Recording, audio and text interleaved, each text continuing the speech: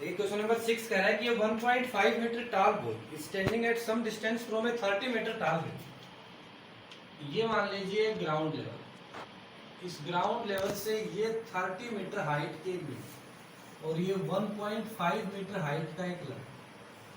कह रहा है कि 1.5 metre tall boy standing at a some distance of a 30 metre tall building. इस 30 मीटर हाइट की बिल्डिंग से 1.5 मीटर हाइट का एक लड़का कुछ डिस्टेंस के ऊपर खड़ा है।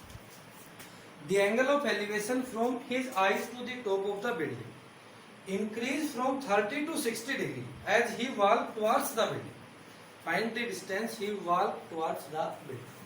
देखिए कह रहा है कि जब वो लड़का, जब आप एंगल ऑफ एलिवेशन बढ़ाएंगे तो जो एंगल ऑफ एलिवेशन है वो तो उसकी आंख के साथ में बढ़ेगा, और जब आंख के साथ एंगल ऑफ एलिवेशन बढ़ाएंगे तो क्या करना होगा, हमें एक हॉरिजॉन्टल लाइन लगानी होगी। तो जो डॉटेड लाइन लगाई है ना, ये मैंने हॉरिजॉन्टल लाइन मानी। क्लियर? तो कह रहा है कि किसी पॉइंट के ऊपर हमें नहीं पता वो कितनी डिस्टेंस पर खड़ा है, लेकिन वो जहां भी खड़ा है उससे मान लीजिए उसका एंगल ऑफ एलिवेशन 30 डिग्री। कितने डिग्री है? 30। क्लियर? वो लड़का है वो बिल्डिंग की तरफ चलना शुरू करता है।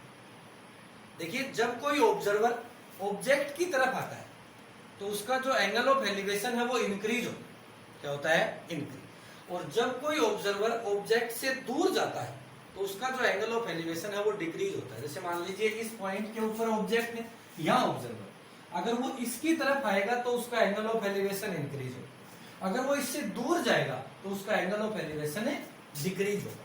तो अगर उसका एंगल ऑफ एलिवेशन इंक्रीज हो रहा है, या तो वैसे बता भी रखा है कि he walk towards the building, means वो यहाँ से चलना शुरू करता है और बिल्डिंग की तरफ चलता है। तो मान लीजिए उसने यहाँ से चलना शुरू किया और इस पॉइंट पर वो पहुंच गया। इस पॉइंट पर पहुंचने के बाद में उसका जो एंगल ऑफ एलिवेशन है वो 30 से इंक्रीज होकर के 60 डिग्री हो गया। कितना हो गया? 60। कह रहा है कि find the distance he walk towards the building. उसने बिल्डिंग की तरफ जो डिस्टेंस कवर की है वो डिस्टेंस निकाली। देखिए स्टार्टिंग में वो इस पॉइंट पर था, जब एंगल ऑफ एलिवेशन इंक्रीज होकर के 60 डिग्री हुआ तो वो इस पॉइंट पर आया। क्लियर है? आपको ये डिस्टेंस निकालनी है यहाँ से लेकर के यहाँ। मैं इस पॉइंटों को नाम दे देता हूँ ए, बी, सी। देखिए जो भी बिल्डिंग है वो ग्राउंड लेवल पर परपेंडिकुलर होगी, जो लड़का है वो भी ग्राउंड लेवल पर परपेंडिकुलर। जब उसने यहाँ डिस्टेंस मेजर की तब भी वो ग्राउंड लेवल पर क्या था? परपेंडिकुलर था। और क्या बताया था कि ये जो हॉरिजॉन्टल जो लाइन है, जो आंख की स्ट्रेट जो हॉरिजॉन्टल लाइन लगाई जाती है, ये ग्राउंड लेवल के पैरेलल होती है। देखिए अगर ये ग्राउंड लेवल के पैरेलल है तो इट मींस जो लाइन एसी है वो नीचे वाले ग्राउंड लेवल के पैरेलल होगी। और पैरेलल लाइन का मतलब क्या होता है? जिन लाइनों के बीच की परपेंडिकुलर डिस्टेंस से इक्वल। तो यहाँ अगर 1.5 मीटर तो ये भी 1.5 और ये भी 1.5। क्लियर? देखिए बिल्डिंग की कंप्लीट जो हाइट थी वो 30 मीटर थी, लेकिन जो ट्रायंगल बन रही है वो ग्राउंड लेवल से कुछ ऊपर बन रही है। कितनी हाइट पे बन रही है? ग्राउंड लेवल से 1.5 मीटर की हाइट पर बन रही है। तो 30 में से 1.5 को माइनस कर 28.5 बचेगा। कितना बच जाएगा? 28। देखिए जब ये दोनों लाइनें आपस में पैरेलल हैं तो ये एंगल 90, तो ये भी कितना होगा? 90। कैसे एंगल है? कोरोस्पोंडिंग। कैसे एंगल है? कोरोस्पोंडिंग। क्लियर? दो राइट एंगल ट्राइंगल है ए सी डी और B C D. Right angle triangle A C D में आपको सी डी गिवन है और एक एंगल गिवन। बीसीडी में भी आपको सीडी गिवन है और एक एंगल गिवन।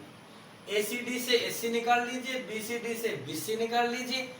एसी में से जब बीसी को माइनस करोगे तो एबी बच जाएगा, और एबी वो डिस्टेंस है जो उस लड़के ने बिल्डिंग की तरफ कवर की है, और एबी आपको निकालना है। तो यहाँ आपको दो राइट एंगल ट्राइंगल्स का यूज करना है। In right angle triangle right angle triangle A C D, sorry A C, देखिए C D upon A C, C D perpendicular A C base, perpendicular upon base 10, angle कितना है? 30। सी D 28.5, ए सी आपको निकालना है 1030 1 upon root A 3 by cross multiply. A C is equal to 28.5 root A 3। Clear? ऐसे दूसरी right angle triangle का use करके BC निकालें। In right angle triangle BC in right angle triangle B C D. तो C D upon B C,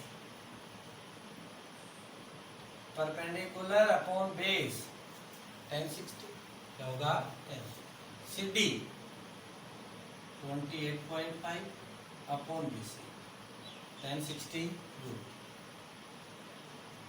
B C root 3 is equal to 28।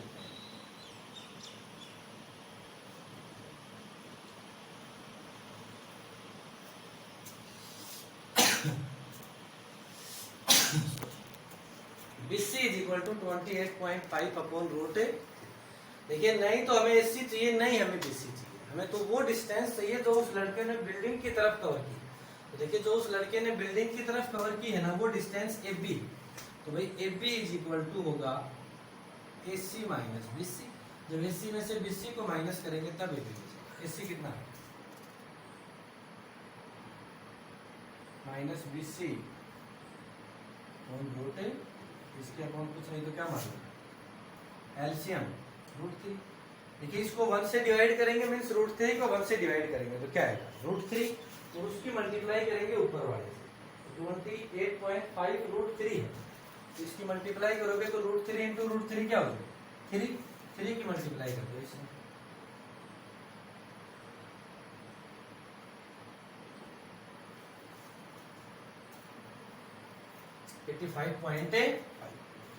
Minus 28.5 clear है, is equal. देखिए जब 85.5 में से 28.5 को माइनस करोगे 0.7, ये बचेगा 50 से, क्या बचेगा 50। तो 57 upon root 3, 57 upon root 3, upon में रूट आ गया, अपॉन में रूट आ गया मीन्स कैलकुलेशन कंप्लीट नहीं हुई, इसको रैशनलाइज करना होगा, रूट 3 से मल्टीप्लाई, रूट 3 से 57 root 3 upon root 3 into root 3 क्या हो जाएगा 3, ये कैंसिल हो जाएगा, 90 इज इक्वल टू 19 रूट 3। तो उस लड़के ने बिल्डिंग की तरफ जो डिस्टेंस कवर की वो 19 रूट 3।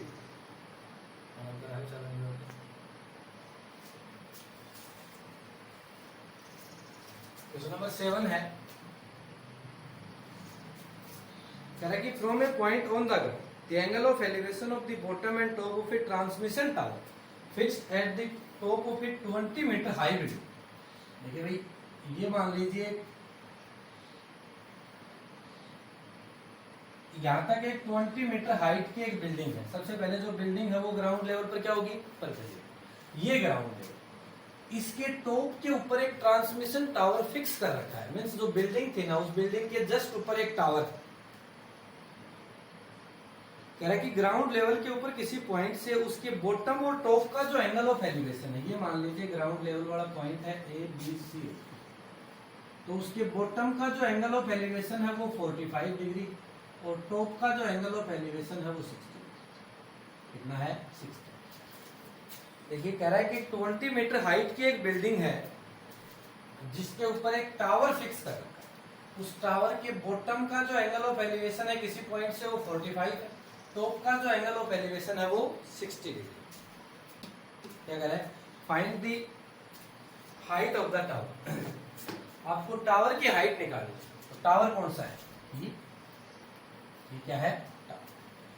देखिए जब टावर की हाइट निकालोगे तो आप बड़े वाले राइट एंगल ट्राइंगल का यूज करोगे एबीडी।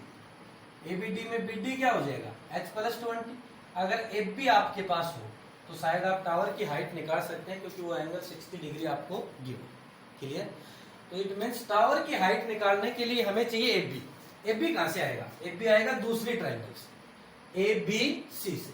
पहले राइट एंगल ट्राइंगल एबीसी का यूज करके एफ बी निकाल लीजिए, उसके बाद में एबीडी का यूज करके एच निकाल in right angle triangle ABC.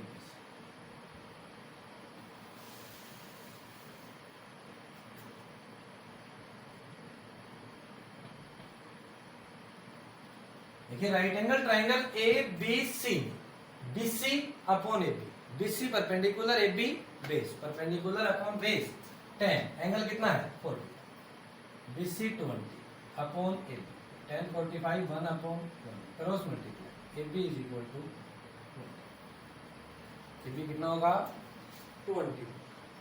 Clear. Again in right angle triangle A B D,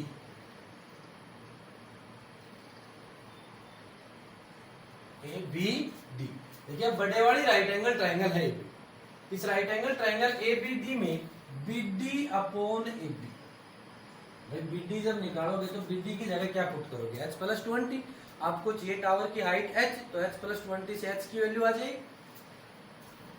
B D perpendicular, A B base, perpendicular upon base, क्या होगा 10।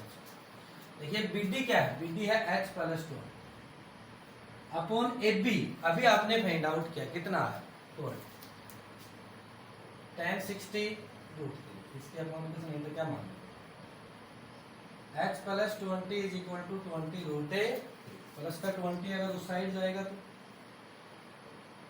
माइनस का 20 कॉमन आ रहा है, रूट 3 माइनस से 1, h is equal to 20 root 3 minus 1 metre. ये क्या होगी, उस टावर की हाइट होगी जो उस बिल्डिंग के टॉप के ऊपर फिक्स करेगा।